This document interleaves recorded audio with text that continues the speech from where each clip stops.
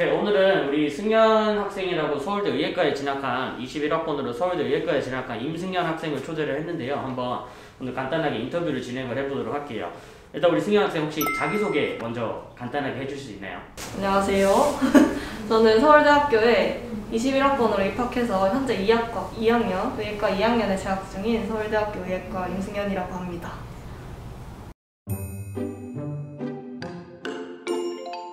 네, 일단 뭐 전국적으로도 그렇겠지만 서울대 의대를 합격한 게 매우 드문 일인데 혹시 이게 안동에서 최초인가요? 많이 묻는 친구들이 있어서. 제가 알기로 최초는 아니고요. 제가 이제 인턴 선배님이시니까 한 6년 전에 수능 만점을 받고 가신 분이 있다고 알고 있습니다. 네, 흔한 일은 아니고 서울대 의대를 합격한 거는 정말 뭐 6년 전이라고 하니까 드문 케이스긴 하네요. 자, 그러면 조금 서울대 우리가 의대라는 것에 대해서 조금 본격적으로 조금 심도 있게 얘기를 해보려고 하는데, 혹시 서울대 의대는 언제부터 목표로 삼게 되었는지, 뭐 구체적인 시기나 혹시 계기가 있다면 한번 쉐어를 해주면 좋을 것 같아요. 일단 서울대학교 의예과를 처음부터 꿈꾼 건 아니었고, 일단 의사가 되고 싶어서 의대를 먼저 진학하자라는 꿈을 가졌는데 생각보다 성적이 잘 나오는 바람에 이제 고등학교 2학년 때부터 구체적인 목표로 서울대학교 의과대학에 진학을 하자라는 목표를 가지게 되었습니다. 혹시 그러면 이제 되게 대학교에 가면 많은 메이저스 전공들이 있잖아요. 그 많은 전공들 중에서 혹시 이 메디컬 필드, 의대라는 분야를 그 전부터 그 과에 대해서는 좀 생각을 했었는지, 언제부터 그런 생각을 가지게 되었는지 혹시 우리 친구들을 위해서 얘기를 해줄 수 있을까요?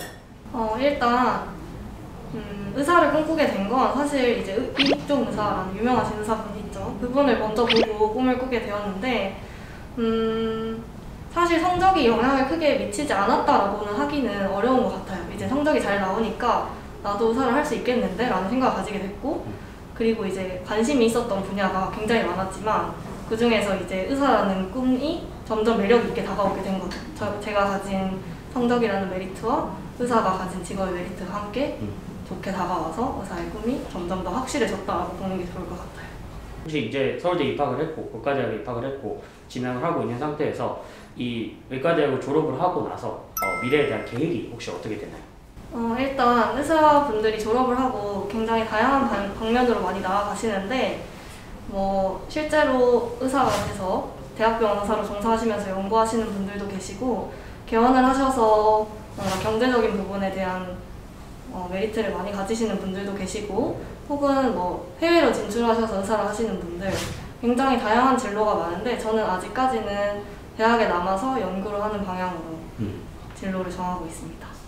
그러면 한번 우리가 조금 우리 가원영어학원 출신이기도 하고 학원이라 영어에 대한 질문을 몇 가지 드리고 싶은데요.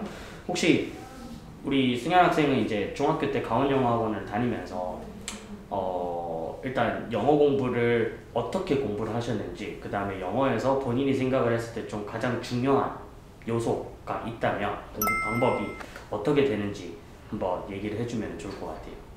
전체적인 영어 실력의 성장의 바탕은 당연히 가원의 커리큘럼이었고요. 저도 처음에 영어를 엄청 못했고 가원에서 가르쳐주는 대로 숙제 모두 다 하고 이제 단어도 외우는 거 다 외우고 하다 보니까 자연스럽게 영어 실력이 늘게 되었는데, 이제 제가 중요하게 생각하는 거는 이제 영어 문장을 읽으면 보통 한국어로 해석을 하기 마련인데, 사실 그거보다는 그냥 영어 자체로 받아들이는 게 훨씬 나중에 좋은 일인 것 같아요.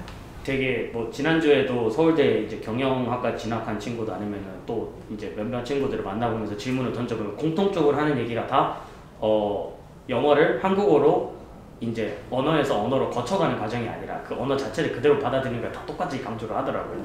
승현 학생도 그 부분을 중요하게 꼽아주었는데, 그러면 본인이 가원을 영어 학원을 다니면서 제가 옆에서도 지켜를 봤지만 영어 말고도 그 이외에도 혹시 학원에서 개인적으로 뭐 내 역량이 그런 경험들을 통해서 성장을 했다, 키워졌다라는 것들이 혹시 있다면 경험들을 공유해주면 좋을 것 같아요. 가원을 다니면서 영어 외적인 부분에서 동아리 활동 같은 것들이 일단 저의 잠재적인 능력치를 많이 일깨워주는 데 도움이 됐던 것 같아요. 뭐 예를 들어서 저는 뉴스읽기라는 동아리를, 제가 1기였거든요. 어쨌든 제가 1기였던 그 뉴스읽기라는 동아리를 하면서 물론 영어 작문 실력도 늘게 됐지만 뭔가 세상을 바라보는 시선 같은 것도 생기게 됐고, 그런 것들 클럽 활동 이외에도 선배들을 만나는 시간이 꽤 많았던 걸로 기억을 해요. 저희 때도 지금 하고 있는 것처럼 지금 물론 영상 플랫폼을 통해서 제공이 되고 있지만 그때는 직접 선배들을 초청을 해서 선배들이 하시는 말씀을 들어보고 아 저런 식으로 공부를 해야겠다. 저런 식으로 공부를 하면 나도 나중에 공부를 잘할 수 있지 않을까라는 생각을 하면서 저에게 좋은 자극이 되었던 것 같습니다. 옛날부터 네 맞아요. 멘토링이나 이런 선배들을 초청을 해서 많이 이런 것들을 하면서 그 중에서도 뭐 물론 모든 학생들이 그거를 이제 경청을 하고 듣고 나서 하진 않지 뭐 자기 인생에 도움이 되도록 적용을 하진 않지만 승현이는 그 모든 활동들을 되게 적극적으로 참여를 하면서 열심히 했던 기억이 있는 것 같아요. 혹시 그러면 고등학교 생활 때는 보통 하루에 뭐 되게 학생들이 좀 궁금해하는 게 잠은 몇 시간 잤나요? 하루에 공부는 얼마 정도 했나요? 이런 것들을 궁금해 하더라고요. 혹시 뭐 하루에 잠은 몇 시간 자면서 공부를 했는지 고등학교 때를 기준으로 혹시 말씀을 해줄 수 있나요? 일단 잠은 최대한 많이 자려고 노력을 했고요. 늦어도 1시에는 자고 아침에 7시에 일어나는 그래서 적어도 6시간은 잠은 잤던 것 같습니다. 이제 그게 내신 기간일 때는 조금 줄여지는 날도 있기는 했지만 대개 6시간을 지키려고 많이 노력을 했고 제가 기숙사에 살았었는데 기숙사에서 11시 반이면 자습이 끝나는 시간이에요. 그래서 그때 항상 이제 씻으러 올라가서 씻고 조금 더 필요한 공부가 있으면 내려와서 공부를 좀 하다가 바로 1시에 자거나 혹은 11시 반에 씻고 바로 취침을 하거나 그런 식으로 해서 항상 6시간 이상은 잤던 것 같고 관련해서 하고 싶은 말이 조금 있는데 잠을 줄인다고 해서 성적이 느는 건 아닌 것 같다라는 생각이 있어요. 그리고 공부를 몇 시간 했냐라는 질문을 사실 여기서도 말고 다른 뭐 주변 지인이나 뭐 알고 지내는 분들 그리고 후배들한테도 많이 들었었어요. 근데 저는 사실 공부를 좀 많이 하는 편이긴 했어요. 사실 야자 시간만 해도 사실 그렇게 짧은 시간은 아니란 말이죠. 그래서 야자 시간을 온전히 공부를 하는 시간으로 활용을 하다 보면 뭐 일단 학교에서 하는 야자 3시간 그리고 기숙사에서 하는 야자 1시간 반 그것만 온전히 엄청나게 몰입을 해서 집중을 해서 공부를 해도 4시간 반이란 말이죠. 그래서 적게 하는 날은 딱 그 시간만 공부를 했고요. 그 시간이랑 아침 시간. 그리고 많이 하는 날은 조금 더 하거나 아니면 그 수업 시간에 남는 시간 좀 쪼개서 공부를 했던 것 같습니다. 저는 쉬는 시간에 쉬고 점심시간, 저녁시간에는 무조건 쉬자는 주의였어서 딱 공부하라고 주어진 시간에만 몰입을 했었던 편인 것 같아요. 뭔가 이게 거창하게 잠을 뭐 하루에 3시간 잤어요, 4시간 자면서 공부했어요, 아니면은 뭐 정말 잠자는 시간까지 줄여서 아니면 씻는 시간까지 줄여서 공부해서 이런 것보다는 뭐 공부하는 시간이 정해져 있을 때는 야자 시간, 그 다음에 수업 시간에는 거기 주어진 거에서만 최선을 다하면서 그런 원칙을 좀 많이 중요시 여겼던 것 같네요. 혹시 뭐 중학교 때든 고등학교 때든 통틀어서 시험 기간 때마다 혹시 불안함을 느낀 적이 있었는지 스트레스를 받았던 적이 있었는지 만약에 그런 경험이 있다면 그런 스트레스는 어떻게 좀 극복을 하고 해소를 하려고 노력을 했는지 한번 쉐어를 해주면 고마울 것 같아요. 저도 사람이니까 당연히 시험에 대해서 압박감을 느끼고 스트레스 받은 적도 많았던 것 같아요. 이제 뭐 가령 전 시험에서 영어 성적 과목이 떨어졌다던가 그러면 그 다음 시험에서 당연히 영어 성적에 대한 압박이 있을 수밖에 없겠죠.